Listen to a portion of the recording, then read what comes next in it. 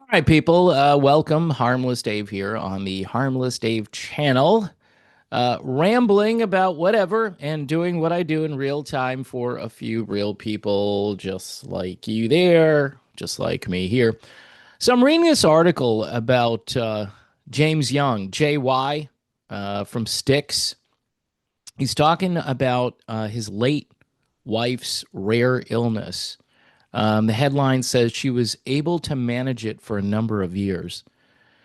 And my first thought was this is really tragic and really sad. His wife was named Susan. Dennis DeYoung's wife is named Suzanne. And I know currently Dennis is at home taking care of Suzanne. That's why he hasn't been out on the road touring.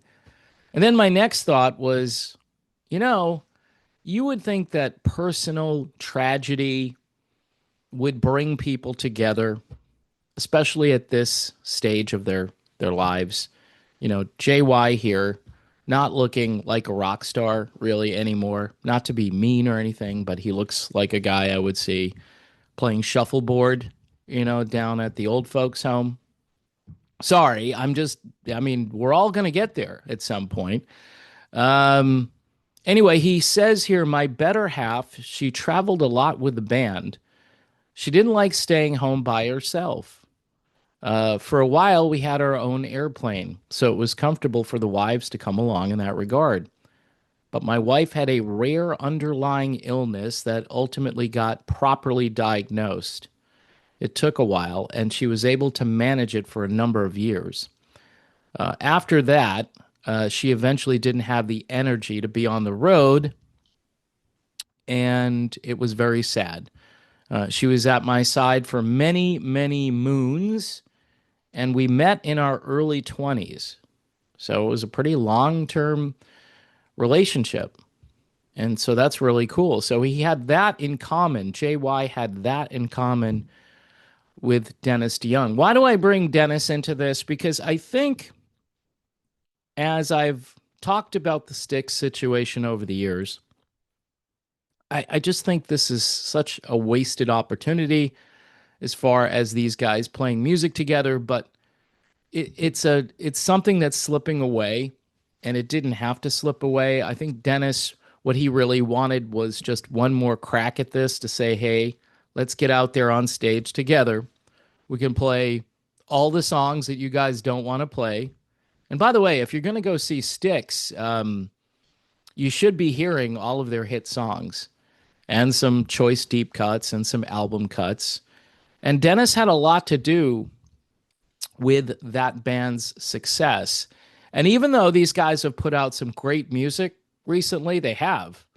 The last three Styx albums have been very good albums for the most part.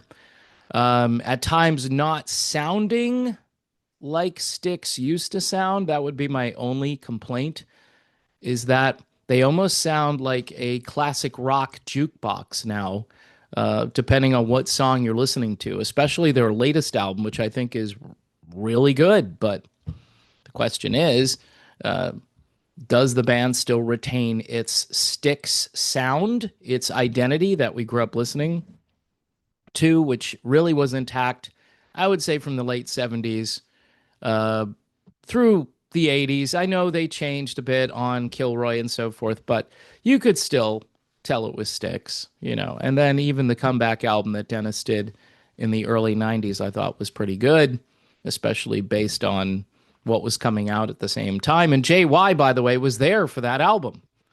So it's just kind of weird how these guys, even with personal tragedy going on, I'm hoping that behind the scenes that like Tommy and JY have reached out to Dennis, and maybe there's some kind of a relationship there. They might be like, "Hey, we don't want you in the band, but we're thinking about you." Anything, just something. And the fact that these guys aren't united really hurts their chances at ever getting into the Rock and Roll Hall of Fame at this stage. If these guys would mount a comeback, if they could, Dennis probably can't do that right now, but who knows? Maybe in the future he'll be able to. If they did that, they would raise their profile and people would start saying, hey, what about Styx? Because that's how this works now. It doesn't work by merit, it works by visibility. It works because Paul Schaefer or David Letterman or some other person is yelling. Billy Joel made a phone call apparently about Warren Zevon. And so maybe someone should make a phone call about Styx, but I think the real phone calls should be between the guys who are left and just make amends, man. Just say, hey, I'm sorry about all the stuff we said. Everybody's competitive. Everybody wants to think that their vision of what the band is supposed to be is the correct vision. And you have creative differences, but guess what? Usually that produces the best music when you have creative differences. So I think that back and forth struggle between a guy like Dennis and a guy like JY or Tommy, throwing him into the mix, I think that creative struggle made some of the best music for sure. And you can see that dynamic pretty much in every good rock band. The dynamic between Mick Jones and Lou Gramm, it was there. There was a struggle. And, pick a band and you'll find two guys that are, pulling in opposite directions. Look at David Gilmour and Roger Waters. Holy crap. It's just, but look at the music it produced. So, in any event, folks, thanks for watching. I'm a little low key today. I am definitely down with something. Me and my wife, we volunteer at our church and we took care of some babies last weekend. And I'm thinking that we both caught the same thing from the babies in this nursery. And it's fun when the babies are behaving themselves, but they were crying for like a half hour straight. And eventually they both passed out. But they were drooling and all the stuff's coming out of their face. And and here I am a few days later. I'm still drinking coffee, though, because this is keeping me awake. Otherwise, I would probably be asleep today. So if you can support this channel, I don't know what specifically I'm going to do with this channel moving forward. And I say this a lot because I'm real moody and I tend to go in different directions all the time with this. But yesterday, my biggest video was a video not about music. So people say, yeah, stay in your lane, dude. But then when I get out of the lane, I tend to do a little bit better. But again, I'm harmless D here, so I can kind of talk about anything I want to. I'm not just observing real music all the time. I'm observing culture and politics and whatever I want to talk about. If I want to talk about food, I might start talking about food since food is really cool and you need food to live. And coffee. Maybe I should start doing a coffee channel, like tasting coffees from all around the world and flavored coffees and so forth. That would probably be more interesting than what I do currently. So I'm just kidding.